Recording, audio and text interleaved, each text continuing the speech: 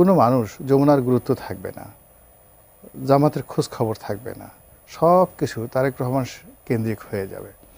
তারেক রহমান সাহেব যেটা বলবেন ওটাই আইন হবে। তিনি হাসলে সারা বাংলাদেশ হাসবে, তিনি যদি কাঁদেন সারা বাংলাদেশ কাঁদতে কাঁদতে অস্থির হয়ে যাবে।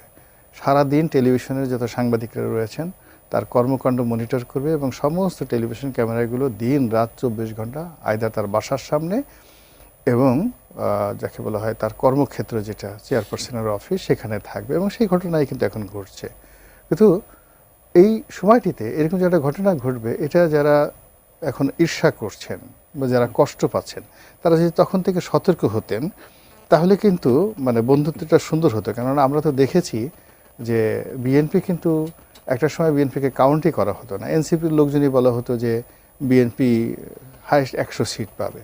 পরে আবার তারা রাগ হয়ে বললো যে না, 100 সিট না, বড় জোর 40-50টা সিট